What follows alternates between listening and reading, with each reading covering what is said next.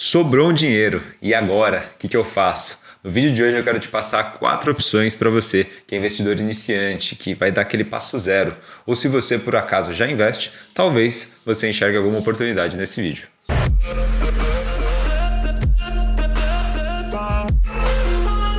Então vamos lá, pessoal. Antes da gente passar de fato para as opções de investimento, eu acho que é importante a gente falar sobre alguns critérios que a gente vai analisar para esse tipo de investimento. Normalmente, quando a gente vai investir, a gente analisa risco, retorno e liquidez. Para o investimento proposto hoje, a gente quer um risco baixo e uma liquidez alta. Consequentemente, esse investimento não vai ter a maior das rentabilidades, mas essa também não é a proposta. A gente quer algo que seja de fato um investimento para iniciantes. E a nossa primeira opção é o Tesouro Selic. Pessoal, para quem não sabe, o Tesouro Selic ele é um dos títulos do Tesouro Direto em que você empresta dinheiro para o governo federal e você é remunerado com uma taxa em cima desse empréstimo. Por ser o Tesouro Selic, você é remunerado em cima da Selic. Então, o governo ele acompanha a sua taxa e te paga uma rentabilidade diária em cima da Selic. Tá? Então, é um sistema muito parecido com a poupança. Na poupança, você pega o dinheiro e deixa no banco, ou num CDB, você pega o seu dinheiro e empresta esse dinheiro para o banco te retorna uma taxa. A questão do Tesouro é que, em vez do banco, você empresta o seu dinheiro para o governo e é remunerado em cima do governo. Quais são as vantagens? Tá? Pessoal, investir no governo, né, emprestar dinheiro para o governo é bem mais seguro do que um banco. Não que seja arriscado você investir num CDB ou em algum título do banco. Porém, quando a gente fala de níveis de risco, a gente precisa entender que o governo ele tem a capacidade de imprimir dinheiro, ele que dita as regras do jogo, né? Se ele quiser fazer alguma política monetária, interferir na economia, ele pode. E os bancos, eles são sim instituições fortes, porém eles estão suscetíveis a todas essas regras do governo. Então, se a gente for olhar por uma análise de risco, o Tesouro ele é sim o investimento mais seguro do país. O Tesouro Selic é uma ótima opção, então, para quem é investidor iniciante, porque ele tem uma rentabilidade diária. Se você precisar resgatar esse valor, você resgata ele em D+1, ou seja, um dia depois o valor já está na nossa conta, tá? E esses são os motivos que tornam o Tesouro Selic uma das opções preferidas para os investidores montarem a reserva de emergência.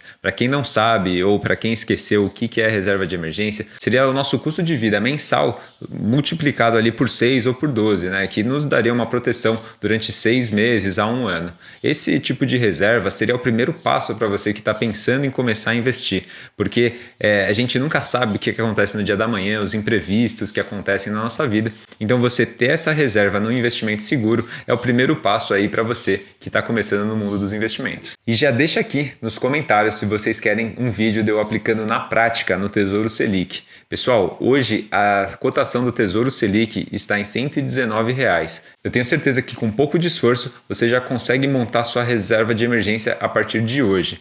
Então, se você quiser saber mais sobre como investir no Tesouro na prática, deixa aqui nos comentários. E é claro, além do comentário, já deixa aquele like, se inscreve no canal e ativa o sininho para você sempre receber uma notificação quando um vídeo novo sair. E para nossa segunda opção de investimento, ainda na renda fixa, nós temos os CDBs. Isso mesmo.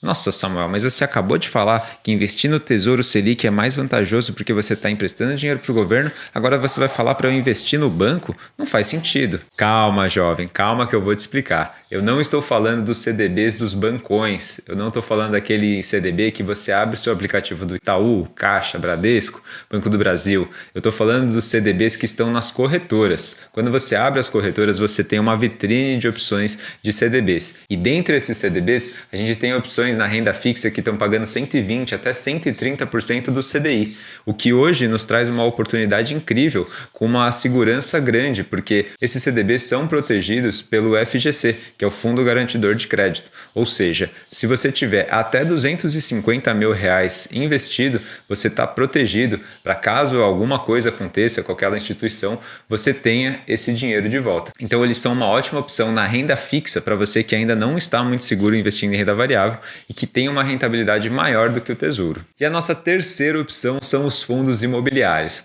Aqui a gente já está dando um passo na renda variável, então eu recomendo fortemente que você já tenha sua reserva de emergência antes de partir para qualquer tipo de investimento nessa classe de ativos. Mas hoje, especificamente, eu quero falar com você sobre os fundos de fundos, ou seja, dentro dos fundos imobiliários, a gente tem diversos tipos de fundo. A gente tem o fundo de tijolo, o fundo de papel, os fundos híbridos, né? Então a gente tem fundos administrando lajes corporativas, shopping centers, e dentre todos esses emaranhados de fundos, a gente tem os fundos de fundos. Esses fundos de fundos, eles selecionam alguns fundos específicos e eles investem parte do dinheiro nesses fundos, fazendo com que a gente tenha uma maior diversidade e com essa maior diversidade o nosso risco diminui. Então, para quem se interessa por esse tipo de investimento em empreendimentos, na construção civil, é muito interessante que você invista nos fundos imobiliários e nos fundos de fundos como um primeiro passo, porque você tem gestores nesses fundos que escolhem os melhores fundos que têm uma diversidade e têm uma rentabilidade interessante para a sua carteira de investimento. Eu deixei aqui abaixo uma lista com 5 fundos, entre eles BCFF11, BCIA, KFOF.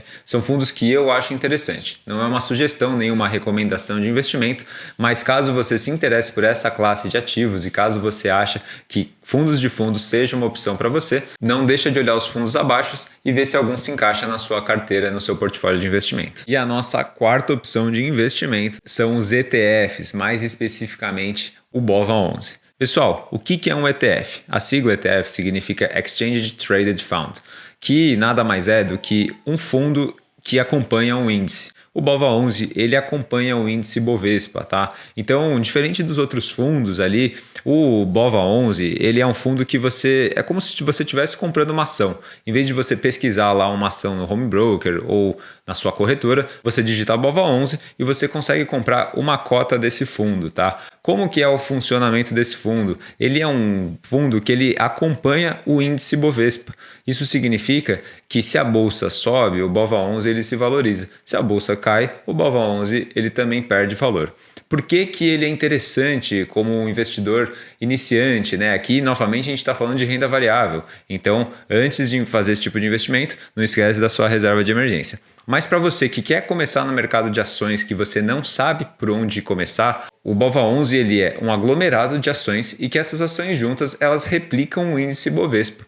Então, em vez de você comprar uma ação específica de cada empresa da bolsa, você compra o BOVA11 por uma cotação hoje que está em R$ 95,42 e você tem ali um aglomerado de ações que representam a nossa bolsa brasileira. Então os ETFs eles são uma ótima opção para você se expor na renda variável, uma vez que você não sabe ainda direito qual ativo escolher ou qual empresa escolher. Acredite, comprar um fundo de índice é uma das melhores opções. O nosso querido Warren Buffett, o maior investidor do mundo mesmo, ele sugere esse tipo de aplicação para os investidores iniciantes. Ele diz que você tentar ganhar do mercado, tentar render, fazer com que sua carteira renda mais que a Bovespa, escolher um ativo que valorize mais do que o mercado está prevendo, normalmente é um trabalho para investidores profissionais, investidores qualificados. Sugiro a você que vai dar os primeiros passos na renda variável que você compre sim ETFs, tá? É importante você saber, os ETFs eles não pagam dividendos, eles têm uma taxa de administração. Essa taxa é pequena, é 0,3%,